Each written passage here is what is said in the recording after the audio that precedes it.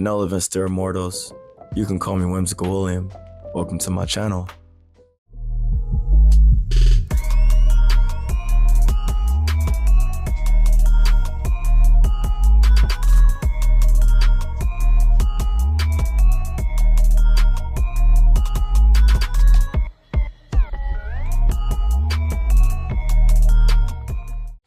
Alright, so I just read a super cute manga.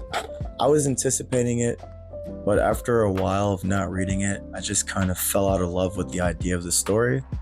Then I sat down and gave it a try. I have 2 volumes so far, and they're both really strong volumes. They're both just really pleasant to read. Like, I'm not on the edge of my seat, but at no point of the story that I really feel like maybe I'll sell this just isn't for me. I was locked in. It was nice.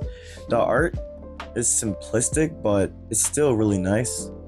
They tend to use more crosshatch style shading versus the style of shading that most manga artists use, where they use like the texturing effect. I forget what it's called. It's got like a little pattern and it's like different shades of gray. Really forget what that's called, but maybe it'll come to me. But this feels more hands-on in a way. I mean, it's all hands-on, but it kind of feels like more of a pencil work, more of an ink pen type of style, which is really nice. I love the characters' facial expressions. I love their hair, the style. The dialogue is really cool. It's just a really interesting story. It kind of gives me 1960s vibes.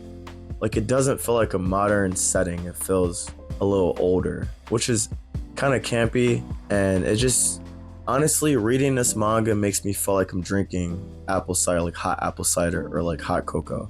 This is definitely a good manga for a nice rainy evening or a nice rainy night. Just lay in bed and just flip through the pages. The manga that I'm talking about, if you haven't looked at the title, is Insomniacs After School. It's kind of a newer title. It's not very new, but it came out like maybe a year ago. Yeah, I'm really enjoying it. This is volume 1 once again. And this is volume 2. Definitely some banger covers, beautiful colors, and pretty nice spines too.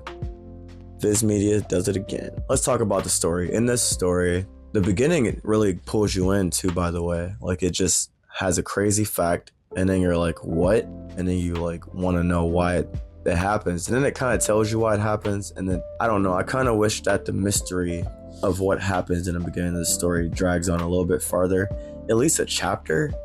I think that would have been really powerful. That would have really got me into the story. But nonetheless, I'm still into the story. Basically, for a short synopsis, both of our main characters have really bad insomnia, hence the title. The girl on the cover, she has this room, and it used to be a part of the Astronomy Club, where they would use a giant telescope to view the sky. They took pictures of the sky. It was a really cool club. And the room got turned into a storage room, which is kind of sad. Everything's collecting dust. And she created rumors about the room being haunted, scaring all the other students, so she could have it all to herself. So she could take naps in the middle of the day. So she's less mean and just less on edge and cranky. Our other main character, the guy, everybody thinks he's mean. Everybody thinks he's rude. And nobody really likes him. He doesn't have a lot of friends. And he stumbles across this room because none of the other students wanted to go in because they were afraid of it. So he stumbles in there, finds her. She's like freaked out, like, why are you in here? And long story short, they both realize that they both have insomnia issues. So they decide to use that room to sleep. They sleep in the room for a while, and then they get found out. They decide, in order to keep the room as their, safe place to sleep, they restart the Astronomy Club. And at first, they're just trying to do the bare minimum, but they really get into it. And by the second volume, like, they're both working really hard, and they're both really enjoying each other's company and enjoying getting better sleep. And it's really cute. I'm not going to spoil too much, because each thing that happens, I feel like if you have it happen for the first time to you and you don't know it's going to happen and when it's going to happen, it just hits you so much harder. I feel like if you knew everything that was going to happen, it wouldn't really pull you into the story and you wouldn't care as much. Maybe you would, I don't know, but for me personally, if I would have known what the story was about and what things happened in it, I don't think I would have been as excited about the parts. I feel the same way about another manga called QQ Sweeper and Queen's Quality. It's just some mangas, when you know what happens, it just lessens the effect.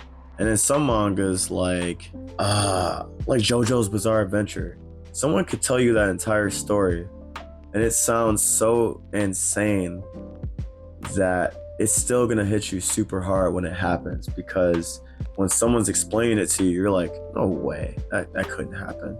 And then when it happens, you don't expect it to happen the way that it happens. So that's just how I feel about it. But if you're interested in astronomy, if you're interested in really cute romance, if you're interested in this art style,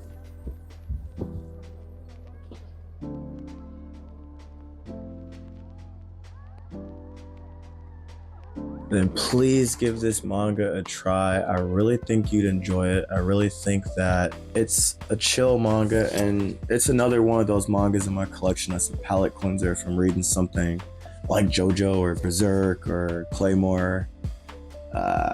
Maybe even Yaomushi Pedal. Yaomushi Pedal is pretty wild too. Even though it's a sports anime about friendship and kind of low-key has powers in it, but it doesn't. Reading something insane and something high adrenaline, got you on the edge of your seat. It's really nice to just read something like this, or read something like, let's see what I got. High Score Girl. That one's super chill. I talked about that one in the past. It just feels good to go back to something like that that's well written, well-rounded characters. It's really sweet and authentic and honest about the way that it's written. I really enjoy it. This is kind of a shorter video, I guess, for me, but I only read 2 volumes. I picked up a new hobby. I'll be talking about that in the future. I decided that in the month of May, I'm gonna do another tour. I think I'm gonna do another apartment tour because that video was fun. It was good, and I think it did pretty good numbers. But also, I changed a lot in this apartment, and I'm really excited to show it off and to, get your guys' opinion on what I've done. There's definitely a lot of work that needs to be done. I have really poor cord management, but I'm really imaginative in how I set everything up. And I just keep getting more and more things, and I keep feeling like, all right, this is the end. Like, your apartment is packed. There's nothing else you could do. You're gonna have to start getting rid of things. And my maximalist headspace thought process refuses. Like, I'm not gonna sell my manga, not gonna sell my anime figures, I'm not gonna sell my comic books. I'm gonna figure out a way to display them and still have space to function and, go to sleep, walk around, and have a well-rounded apartment. And it's been racking my brain. It's been such a fun adventure. The challenge of a studio apartment is really cool. I feel like anybody could get a 1-bedroom or a 2-bedroom or a big loft and make it cool. But to get a small space and have so many hobbies and interests like I do, music, art, cosplay, collecting, figures, all the things that I'm into, being able to stuff it in my apartment and make it look somewhat presentable is a really fun hobby within itself.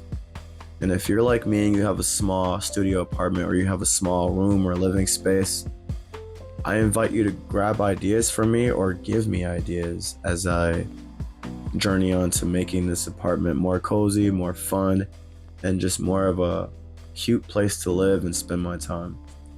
We went on a tangent. Thank you so much for listening. Thank you so much for checking out the video. If you like it, subscribe. Also like it. And I'll see you in the next video. And I'm really excited to continue to keep working on these little projects and keep making content for all of you every week. Haven't missed a week in over a year, which is kind of awesome. Really happy about that. But until next time, peace.